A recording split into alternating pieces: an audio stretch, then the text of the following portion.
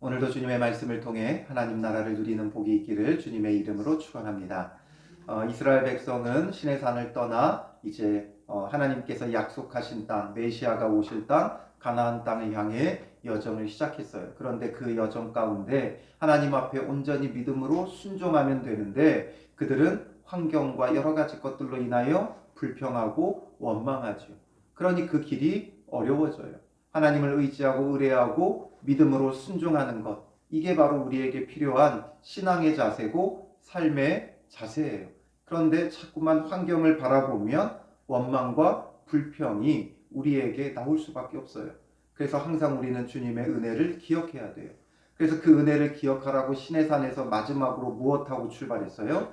유월절을 지키고, 또 유월절을 지키지 못한 사람들 때문에 한 달 후에 또 두 번째 유월절까지 다 지키게 하신 후 그들을 출발하게끔 하셨었죠. 그래서 그 구원의 은혜를 계속해서 기억해야만 우리는 불평과 원망이 아니라 하나님을 바라볼 수 있는 거예요. 환경이 아닌 하나님의 구원을 바라봐야 감사하며 믿음으로 우리가 살아갈 수 있죠. 우리가 매주 주일이 예수 그리스도의 십자가의 죽으심과 부활하심을 기념하는 거예요. 그래서 이제 더 이상 안식일이 아니라 그 안식을 완성케 하신 예수 그리스도의 십자가의 죽으심과 부활하심, 그 부활의 날, 안식 후 첫날을 우리는 매주 지키면서 예수 그리스도의 구원을 기억하고 기념해야 돼요. 그렇지 않으면 우리 안에 감사가 사라지게 되어 있어요. 뭔가 환경적으로 내가 원했던 게 이루어져서 감사하는 건 오래가지 않아요. 잠깐이에요. 그들에게 만나를 주어 먹게 하여도 오래가지 않아요. 그들에게 메추라기를 먹여주어도 오래가지 않아요. 반석을 쪼개어 물을 주어 마시게 해도 오래가지 않아요. 항상 우리는 그 구원의 은혜를 기억하며 감사하며 주님 앞에 나아가야 하는 거죠. 그런 그들은 그것을 하지 못하였기에 자꾸만 환경에 대해 또 여러 가지 욕심과 탐욕으로 하나님을 원망하죠. 그 가운데 오늘 12장에는 무엇이 기록되어 있습니까? 바로 미리암과 아론이 모세를 비방하는 사건이 벌어지죠. 무엇 때문에 이런 일이 벌어져요? 1절에 보면 모세가 구스 여자를 취하였더니, 구스 여자, 구스는 이 당시에 에티오피아를 일컫는 말이었어요.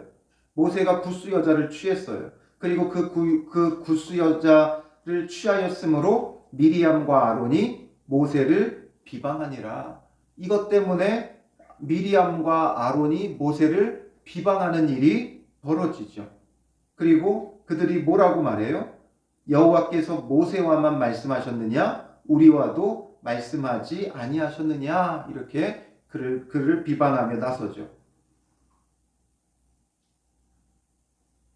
이들이 지금 모세가 선민으로서 살아가야 되는데 이방 여인을 취하는 것이 옳지 못하다, 이런 이유 때문에 모세를 비방하기 시작했는데 사실상 이건 표면적인 이유고 본심은 따로 있어요. 우리가 누군가에 대해서 비방하고 비난할 때 그의 어떤 잘못에 대하여 비방하는 것 같지만 가만히 들여다보면 그 본심은 따로 있어요. 그가 뭔가 원하는 게 있던지 아니면 그 사람이 부럽기 때문에 그래요.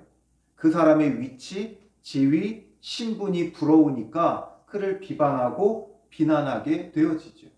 그러니까 지금 미리암과 아론도 모세가 구스 여자를 취한 것, 이게 옳지 못하다, 뭔가 율법의 진리를 가지고, 율법에도 이방 여인과 통혼하지 말라고 했죠. 그러니까 그런 진리를 가지고 모세의 어떤 잘못에 대하여 책망하는 것처럼 보여지지만, 그러나 사실상 이들의 본심은 어디에 있어요? 여호와께서 모세와만 말씀하셨느냐? 우리와도 말씀하지 아니하셨느냐? 이게 무슨 말이에요? 이게 무슨 의미예요? 우리도 지도자다라는 거죠. 모세만 지도자냐? 우리도 지도자다. 모세를 봐라. 지금 구스 여인을 취하고 이방 여인을 취하는 불의함 가운데 있다. 그러니 누가 진정한 지도자라는 거예요? 우리가 진정한 지도자 아니냐? 지금 아론의 신부는 뭐예요? 대제사장이죠. 미리암은요, 그냥 한 여인이 아니라 출애굽기 15장 20절을 보면 아론의 누이 선지자 미리암이 이렇게 되어 있어요. 그러니까 이 미리암은 선지자의 역할도 했던 거예요. 그러니까 지금 미리암은 선지자고 아론은 대제사장이고, 그러니까 우리도 충분히 지도자로서의 자격이 있다. 모세만 하나님을 대변하고 모세만 이 백성을 이끄는 게 아니라 우리에게도 충분히 지도자 자격이 있다 말하면서 지금 모세의 그 지위를 이들이 어떻게 해요? 탐내고 있는 거예요. 욕심이에요. 결국 이 12장도 11장의 연장선상에 있는 거예요. 그들이 하나님을 원망하고 또 고기 먹고 싶다고 탐욕을 부리며 불평했던 것, 그것처럼 지금 미리암과 아론도 뭔가 분명한 진리를 가지고 모세의 잘못을 책망하는 것처럼 보여지지만 사실상 그걸 기회로 자기들을 높이고 있는 거예요. 모세의 자리를 시기하고 있고 또 모세의 자리에 욕심을 내고 있고, 또한 모세뿐만 아니라 우리도 지도자라고 하면서 교만함 가운데 빠져 있는 거죠. 우리가 누군가를 비난하고 비방할 때 정말 우리의 본심을 잘 살펴봐야 돼요. 뭔가 누구를 책망하고 누군가의 잘못에 대하여 진리를 가지고 판단하고 이야기하는 것 같지만 그 본심에는 늘 다른 게 있다고요. 비방하는 사람들 한번 보세요. 누군가를 비난하고 비방하는 사람들을 한번 잘 살펴보세요. 그러면 정말 진리를 가지고 이야기하는 것 같지만 그 마음에는 그 사람이 부러운 거예요. 또 그 자리가 탐나는 거예요. 또 그것을 가지지 못한 것에 대한, 내가 그것을 가지지 못한 것에 대한 불만이나 불평일 때가 많이 있는 거죠. 그러니까 우리에게 있어서 정말 이 비난의 말, 비방의 말 조심해야 돼요. 그런데 우리가 분명히 항변할 수 있죠. 이거 모세가 분명 잘못한 것 아니냐. 모세가 이방 여인을 취하였으니까. 근데 지금 이 구스 여자가 누구인가에 대해서 더 이상 설명이 없어요. 그래서 이 여인이 도대체 누군가 무슨 문제인가를 우리가 명확히 알 수 없어요. 그래서 학자들 간에는 여러 가지 이것에 대한 추측이 있어요. 이 구스 여자가 본래 모세의 아내였던 십보라를 지칭하는 여인이다, 이런 학자들도 있고, 또 아니면 이 구스 여자는 십보라가 죽은 후에 모세가 얻은 후처다. 그래서 그냥 에디오피아 여인인데 이 에디오피아 여인을 난데없이 이 광야에서 자기의 아내로 취할 수가 없잖아요. 그러니까 아마도 이스라엘 백성이 출애굽할 때 따라 나온 잡족들이 있었죠. 그 가운데 바로 이 여인도 속해 있었을 것이다. 그러니 이 구스 여인은 그냥 일반 어떤 이방 여인이 아니라 이미 하나님을 믿고 유대인들로, 이스라엘로 자기들의 개종하고 들어온 무리 중에 한 사람이다, 이렇게 추정을 해요. 근데 더 많은 무게가 실리는 건 바로 이거예요. 아마도 함께 따라 나온 여인 중에 있었을 것이다. 그렇다면 이 구스 여자는 그냥 이방인과 통혼하면서 얻은 이방 여인이 아니에요.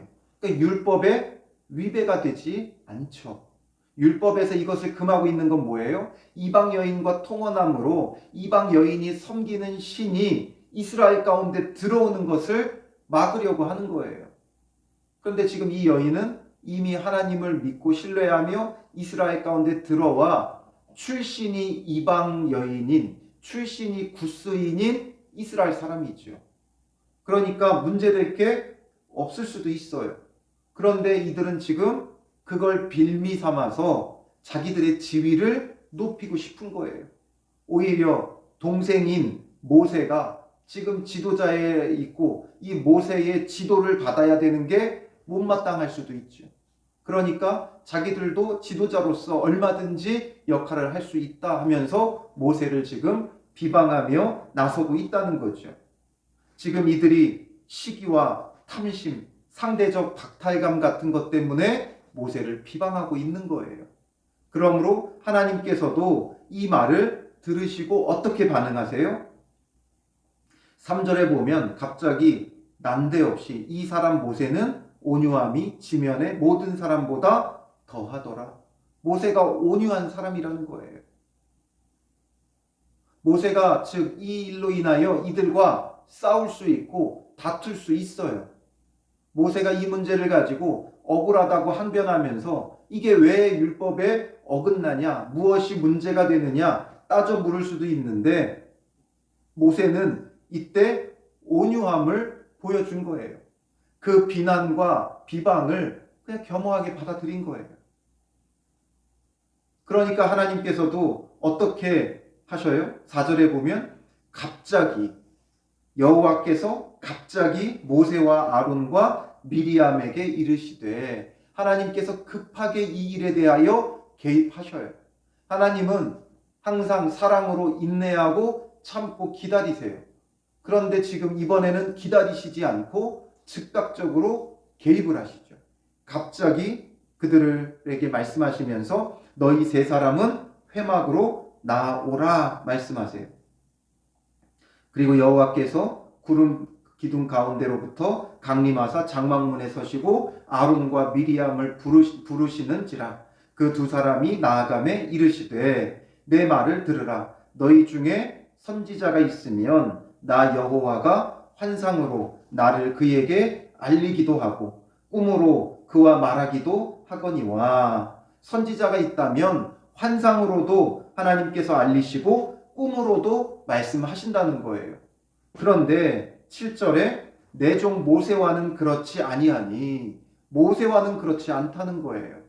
모세와는 그렇지 아니하니 그는 내 온 집에 충성함이라. 그는 내 온 집에 충성함이라 말씀하세요. 그러면서 그와는 내가 대면하여 명백히 말하고 은밀한 말로 하지 아니하며 그는 또 여호와의 형상을 보거늘 너희가 어찌하여 내 종 모세 비방하기를 두려워하지 아니하느냐. 모세와는 그렇게 안 한다 말씀하시죠. 선지자들에게는 환상으로 꿈으로 내가 보여주고 말하지만 모세는 그렇게 하지 않는다. 왜냐하면 내 온 집에 충성하는 자기 때문에 내가 대면하여 명백히 말하고 또 은밀한 말로 하지 않고 여호와의 형상을 본다 말씀하시는 거예요. 하나님께서 모세는 직접 대면하시고 직접 말씀하세요. 그런데 너희가 어찌 비방하고 두려워하지 않느냐. 너희와 다르다는 거예요. 너희가 비록 선지자고 제사장이랄지라도 너희와는 다른 하나님께서 대면하여 말씀하시는 즉 누구라는 거예요? 중보자라는 거예요. 바로 예수 그리스도를 예표하는 중보자의 역할을 모세는 감당하고 있다는 것이죠. 모세가 왜 중보자의 위치에 있느냐? 내 온 집에 충성함이다. 내 온 집에 충성함이다. 주님 앞에 온전히 순종하며 중보자의 역할을 감당하고 있다라는 거죠. 이것을 가지고 히브리 기자가 어떻게 표현하냐면 히브리서 3장 5절과 6절을 보면 또한 모세는 장래에 말할 것을 증언하기 위하여 하나님의 온 집에서 종으로서 신실하였고 하나님의 온 집에서 종으로서 신실하였다. 이게 바로 내 온 집에 충성함이다. 하나님께서 말씀하신 이유죠. 그리고 6절에 그리스도는 하나님의 집을 맡은 아들로서 그와 같이 하셨으니 그리스도도 모세처럼 하셨다는 거예요. 모세는 종으로서 충성하고 신실했고 그리스도는 아들로서 하나님의 아들로서 그와 같이 하셨다. 그러니 모세는 예수 그리스도가 오시기 이전에 이스라엘 백성을 애굽에서 가나안 땅으로 인도하며 구원의 길로 인도하는 그리스도를 예표하는 종이었다라는 것을 말씀하시는 거예요. 그러니 지금 모세를 비방하는 건 하나님께서 세우신 모세를 비방하는 건 곧 누구를 비방하는 거예요? 그리스도를 비방하는 거죠. 그리스도를. 그러므로 우리가 주님께서 세우신 자들을 함부로 비방하거나 비판하거나 판단하면 안 돼요. 하나님께서 그를 통해 하시는 하나님의 구원의 일들이 있는 거예요. 그러므로 하나님이 세우신 자를 우리가 이렇다 저렇다 비난하고 비방하면 안 돼요. 그럼 잘못해도 그냥 내버려 둡니까? 잘못해도 그러면 하나님께서 세우셨으니까 내버려 둬야 됩니까? 내버려 둬야죠. 다윗이 어떻게 했어요? 사울 왕이 접신하고 귀신 들려 그렇게 악한 일을 해도 다윗은 함부로 자기의 힘으로 사울 왕을 손도 안 댔어요. 함부로 그에게 어떻게 하지 않았어요. 끝까지 기다렸어요. 하나님을 믿고 의지하며 기다렸어요. 하나님께서 그를 통해 하고자 하시는 일들이 있는 거예요. 세워진 자를 비방하거나 비난하면 안 돼요. 맡겨진 것에 대해서 누군가가 무언가를 맡아서 할 때 비난하거나 비방하면 안 돼요. 심지어 우리나라의 국회의원들이라 할지라도 정치인들이라 할지라도 정치적으로 우리의 생각과 판단이 다르다 할지라도 비난하거나 비방하면 안 돼요. 함부로 비판하면 안 돼요. 그럼 우리는 정말 아무것도 하면 안 되고 손만 놓고 있어야 됩니까? 아니요. 내가 할 수 있는 것을 하면 돼요. 그러면 미리암은 선지자로서 선지자의 역할을 하면 돼요. 아론은 대제사장으로서의 역할을 하면 돼요. 그리고 모세를 비방할 것이 아니라 또한 미리암과 아론은 모세의 최측근이죠. 누이고 형이잖아요. 그러면 모세에게 조언하거나 권면을 하면 되죠. 이걸 비방할 일이 아니라 공개적으로 비방하며 나올 일이 아니라 사적으로 만나서 권면하면 돼요. 내가 우리의 지도자가 되어 있고 우리가 너를 정말 신뢰하고 믿고 따른다. 그런데 구스 여인을 취하는 것에 대해서는 염려가 된다. 율법에 이방 여인을 취하지 말라고 하나님께서 말씀하셨는데 이러면 백성들이 어떻게 받아들이고 어떻게 생각하겠느냐. 이러면서 권면과 조언을 할 수 있겠죠. 그리고 또 거기에 어떤 오해가 있지는 않은지 그러다 보면 모세가 이 부분에 대해서는 지금 이미 하나님을 섬기는 자고 문제될 부분이 없다 말할 수 있겠죠. 그러면서 이런 속에서 권면과 조언이 오고 갈 수 있어요. 근데 어떤 관계가 이게 될 수 있는 거예요? 항상 비난과 권면은 정말 종이 한 장 차이예요.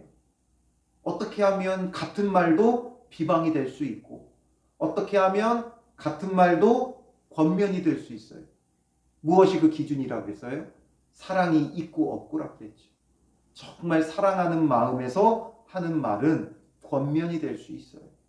그러나 사랑 없이 하는 말들은 비난과 비방과 비판이 될 수밖에 없다는 거죠. 지금 미리암과 아론이 모세를 걱정하고 정말 모세를 사랑하는 마음에서 이렇게 말하는 게 아니지요. 이들의 지금 마음에는 뭐가 있어요? 여호와께서 모세와만 말씀하셨느냐? 우리와도 말씀하지 아니하셨느냐? 그건 우리도 지도자다 이 말이잖아요. 지금 사랑에서 나오는 말들이 아니에요. 모세를 더 바르게 세워주고 또 지도자로서 더 세워주기 위한 것이 아니죠. 우리는 세워주는 역할을 해야 돼요. 끌어내리는 게 아니라 정말 사랑으로 세워줘야 돼요. 그러니까 정치인들이 아무리 불의하고 완악하게 한다 할지라도 그들을 비난하고 비방할 것이 아니라 우리는 그들을 위해 기도하고 정말 우리의 측근에 있는 자들이라면 함께 뭔가 문제에 대해서 어떤 조언과 권면을 할 수 있겠죠. 그러나 그렇지 않다면 그들을 위해 기도하며 그들이 바르게 서기를 우리는 하나님 앞에 기도하는 거예요. 그리고 우리가 주님 안에서 기도하며 우리가 최선을 다해 할 수 있는 건 뭐예요? 주님 안에서 기도하며 선거에 참여하면 되는 거예요. 그리고 주어진 결과 결국 국민들이 세운 거지만 하나님께서 세운 것과도 같은 거예요. 하나님의 뜻 안에서 이루어져 가는 일들이잖아요. 그러니까 그들을 위해 우리는 끊임없이 기도하고 또 우리가 할 수 있는 것들을 하면 되는 거예요. 비방과 비판은 그리스도인의 삶의 자세가 아니에요.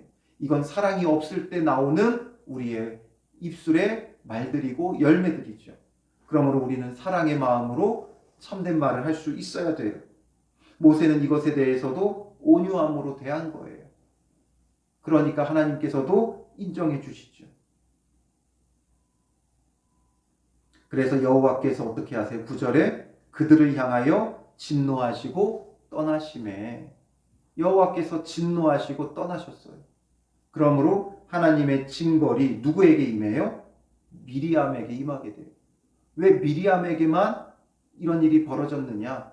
명확히 알 수는 없지만 앞서서 누구를 더 먼저 언급했어요? 1절에 보면 미리암과 아론이. 보통 대부분 남자와 여자가 있으면 언급될 때 누구 먼저 언급해요?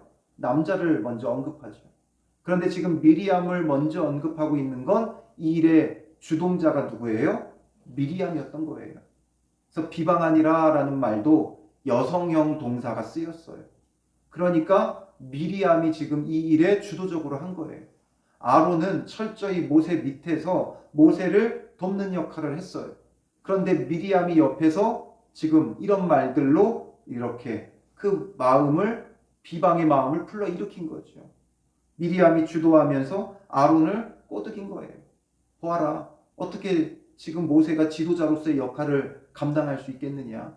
이방 여인을 취하면서 그 지도권이 어떻게 발동이 되겠느냐. 그러니 우리가 나서야 되지 않겠냐. 아마 이런 식으로 지금 아론을 들쑤셔 놨겠죠. 그러니까 이 일의 주동자인 미리암에게 나병이 임하게 돼요. 10절에 미리암은 나병에 걸려 눈과 같더라. 아론이 미리암을 본즉 나병에 걸렸는지라. 이 심각한 나병에 걸리고 나서 어떻게 해요? 아론은 모세에게 가서 회개하죠. 슬프도다 내 주여, 우리가 어리석은 일을 하여 죄를 지었으나, 우리가 죄를 지었다 인정하고 참회하죠. 앞서서 탐욕을 부렸던 자들과의 차이가 여기에 있어요.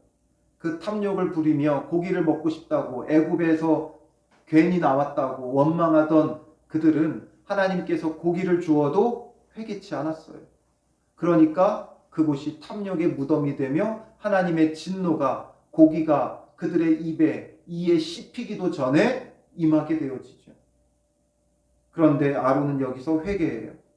그러니까 주님 앞에 우리가 범죄한 거죠. 슬프도다 내 주여, 우리가 어리석은 일을 하여 죄를 지었으나 청하건대 그 벌을 우리에게 돌리지 마소서. 그가 살이 반이나 썩어 모태로부터 죽어서 나 혼자 같이 되지 않게 하소서 말하죠.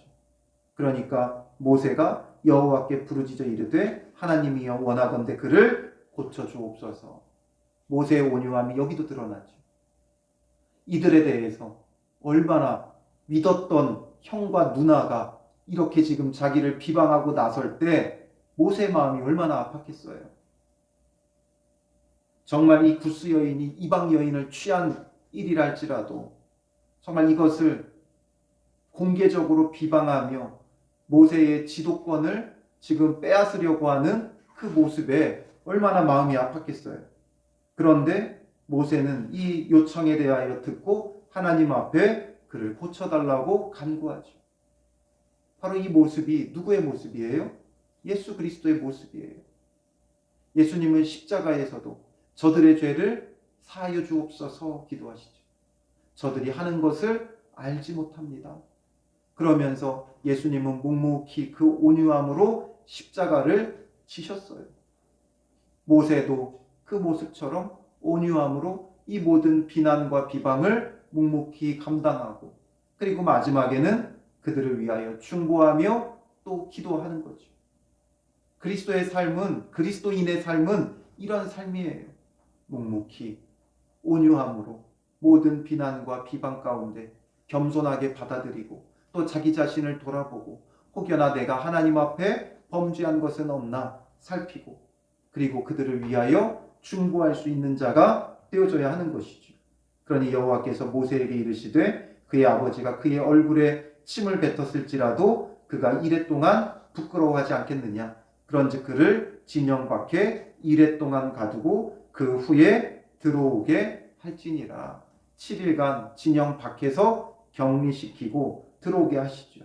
이에 미리암이 진영 밖에 이레 동안 갇혀 있었고 백성은 그를 다시 들어오게 하기까지 행진하지 아니하다가 그 후에 백성이 하세롯을 떠나 바란 광야에 진을 치니라. 그래서 여기서 7일간 지체되죠.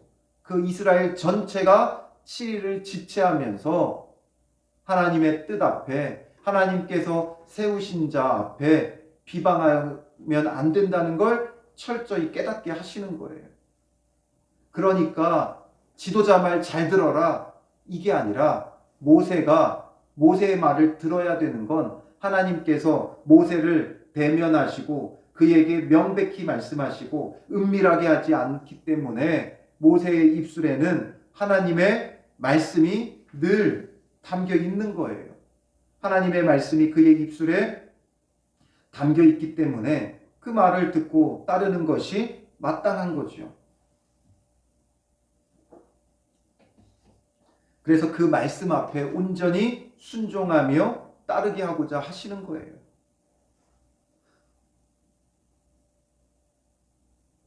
칠일을 그들이 머무르면서 이 일로 인해 미리암이 나병에 걸려 있고 또 그래서 7일 동안 자기들이 나가지 못하고 여기에 침치고 있다는 것을 통해 철저히 하나님 앞에서 깨닫고 배우고 하나님의 명령 앞에 온전히 순종해야 됨을 이들에게 가르쳐 주시는 거죠. 그리고 나서 이들은 이제 출발을 하게 되어지는 거예요. 그리고 아론과 미리암은 비록 모세를 비방하기는 했지만 이 일로 인하여 나병에 걸리는 고통도 경험했지만 회개하였기 때문에 다시금 자기 자리로 회복이 되는 거예요. 이게 하나님의 방법이에요. 회개치 않으면 하나님께서 치시고 멸하시고 내버리세요. 그러나 회개하는 자는 또 하나님께서 사랑으로 다시금 맞아주시는 거죠. 그래서 아론은 계속해서 대제사장의 직위를 감당할 수 있게 되어지는 거죠. 그래서 우리에게 중요한 건 항상 나를 세우신 그 자리, 그 위치, 주어진 것, 여기에 감사해야 돼요. 내게 주어진 모든 게 은혜라는 걸 알아야 돼요. 미리암은 미리암의 자리가 있고 또 아론은 아론의 자리가 있어요. 그리고 모세는 모세의 자리가 있어요. 교회 안에서도 목회자는 목회자의 자리가 있고 성도는 성도의 자리가 있고 또 자기의 직분과 직임을 따라 자기의 자리가 있어요. 그럼 그것 자체가 주어진 자리 자체가 은혜예요. 그러므로 감사하며 그 자리를 지켜야 되죠. 그래서 바울도 로마서 12장 3절에 뭐라고 말해요? 내게 주신 은혜로 말미암아 너희 각 사람에게 말하노니 마땅히 생각할 그 이상의 생각을 품지 말고 오직 하나님께서 각 사람에게 나누어 주신 믿음의 분량대로 지혜롭게 생각하라. 믿음의 분량대로 내가 감당해야 될 것만큼만 감당하면 되는 거예요. 내게 주신 믿음의 분량대로 내가 마땅히 생각하고 내가 마땅히 기도해야 되고 내가 마땅히 해야 할 것이 무엇인가를 지혜롭게 생각하며 감당하면 되는 거예요. 그리고 비난과 비판과 판단은 누구의 몫이에요? 하나님의 몫이에요. 판단하는 건 하나님의 몫이에요. 우리가 함부로 판단하면 안 돼요. 우리가 판단할 수 있는 건 오직 무엇밖에 없어요? 나 자신밖에 없어요. 말씀 앞에 내가 어떠한 존재인가를 바라보는 것. 이거 외에는 우리가 그 누구도 판단할 수 없어요. 다 하나님의 형상대로 지음받은 자들이고 하나님 안에서 존귀한 자들이에요. 각자의 역할들이 있어요. 하나님의 그 구원의 일들을 위하여 쓰임받는 각자의 역할이 있어요. 악한 사람조차도 하나님 앞에 악하게 쓰임받고 있는 거예요. 그러므로 우리가 판단할 것이 아니라 우리는 우리 자신을 돌아보고 또 이웃에 대해서는 남에 대해서는 사랑으로 섬기는 것, 이것 이상의 것을 우리는 생각하면 안 돼요. 그러므로 오늘 하루도 세우신 자리에서 주신 은혜대로 믿음의 분량대로 묵묵히 감당해 나가는 믿음의 사람들 되시기를 주님의 이름으로 축원합니다. 기도하겠습니다.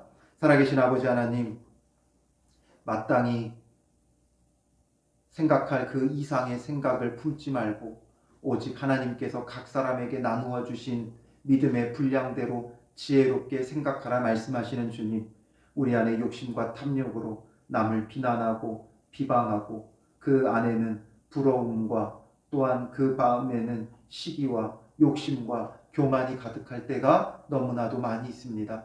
오직 판단하시는 이는 여호와 하나님이신데 우리가 함부로 판단하며 우리의 욕심을 드러낼 때가 너무나도 많이 있습니다. 이런 우리의 모습을 용서하여 주시고 마땅히 생각할 것 이상의 것을 생각하지 말게 하시고 주어진 자리가 주어진 모든 삶이 주님의 은혜임을 우리는 늘 기억하며 감사하며 감당해야 할 것, 내가 해야 할 것을 묵묵히 감당해 나가는 믿음의 사람들 되게 하여 주시옵소서. 우리 마음에 비방의 말들이 끊어지게 하여 주시고 온전히 사랑의 마음으로 위하여 기도하며 사랑으로 온전히 섬기며 예수 그리스도처럼 모세처럼 온유함으로 모두를 대할 수 있는 믿음의 사람들이 되게 하여 주실 줄 믿사오며 예수님의 이름으로 기도합니다. 아멘.